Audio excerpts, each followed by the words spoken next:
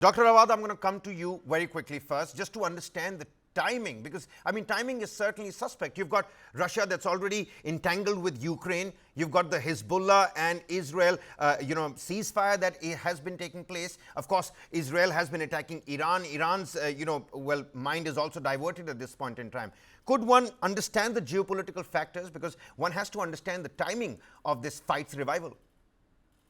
Thank you, Kabir. I think you have already said it, because this is not a new happening. Actually, 2019, they reached an agreement in Astana between Iran, Syria, Russia, and Turkey that there will be a truce, there will be no attack. But because of the ongoing war on Gaza and then followed up in Lebanon, Netanyahu, the Prime Minister of Israel, threatened the Syrian president in 26th of November, and he told him that it will be, he's playing with fire. And then immediately there was a meeting between the intelligence of Turkey and Israel, and the attack was launched. So if you can, while I'm watching your report, I could see when the statue was falling, there was an Uzbek voice. It was not even a Syrian. That's a clear indication that these are a terrorist organization led by Hayat Tahrir al-Sham, which used to be an ISIS and then changed its clothes to go to Al-Qaeda, and now he changed it to dress up as a moderate, as the American wanted to show, because 28 of these groups active in Idlib, Kabir,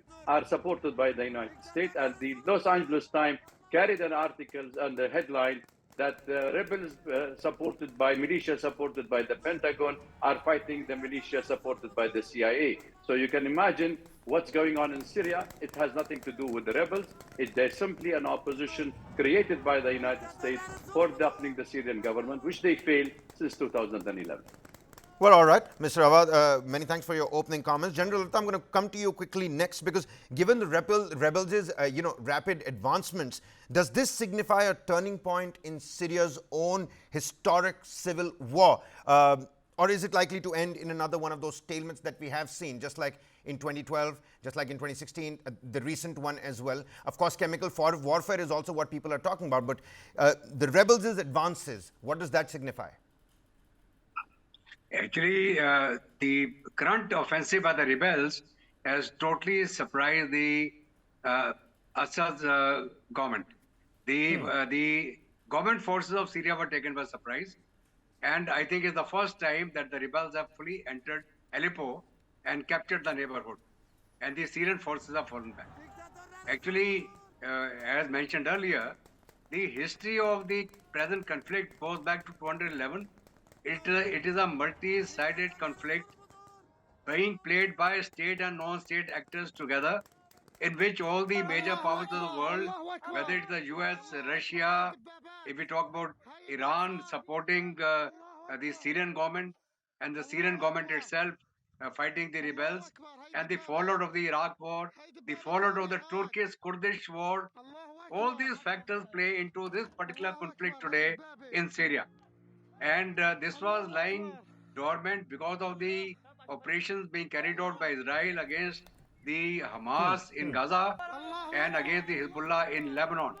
Now, since the ceasefire between Israel and Hezbollah has been put into place, these forces which were waiting in the wings have now launched the offensive on the Syrian security forces, and they have entered Aleppo. In fact, Aleppo is one of the biggest townships after Damascus. And if Aleppo falls, the Syrian government is actually left with no major city beyond that. So it is a big setback for the Syrian forces at the moment. They had to pull out, they were surprised.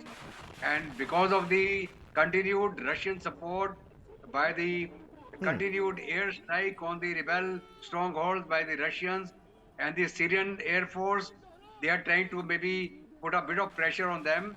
But you and me know that without boots on the ground, without entering the build-up area, once a build-up area has been captured by a force, it is very, very difficult to get them out.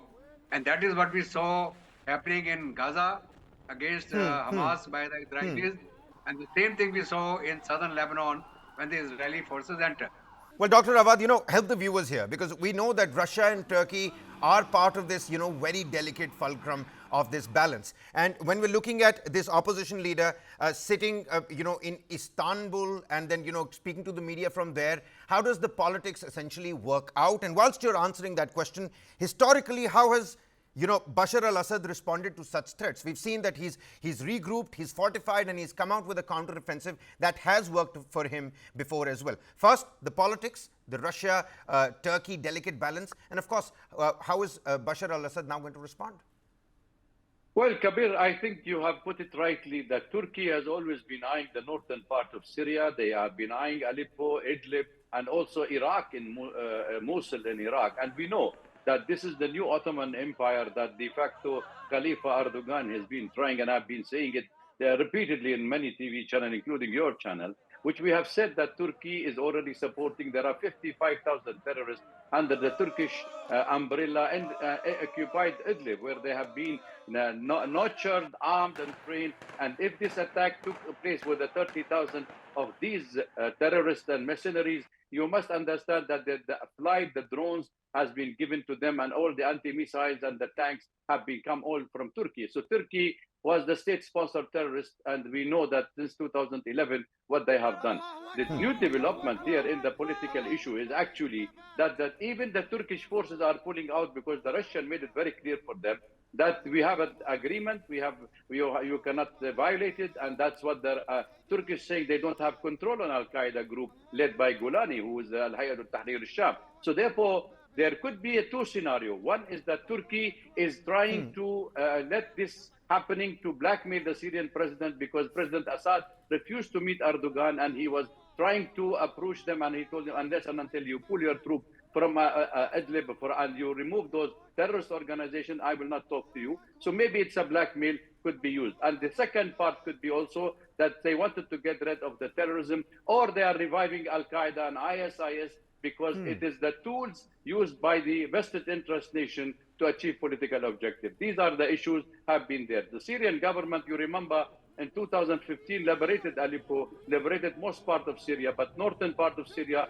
northern east is occupied by Turkey, northern west by the Americans, and that's where we are facing this much of a problem of bringing back the country into its own feet because of also of the American sanction. I think we are a pawn in the chess game by the American and the big power in this region, because United States wanted to complicate the situation for the coming President Trump in Ukraine, where they're using ballistic missile, and now in Syria by reviving Al-Qaeda and ISIS is a pretext to keep the occupational forces illegally in Syria of the American and the West and the Turkey that they're defeating or fighting terrorism.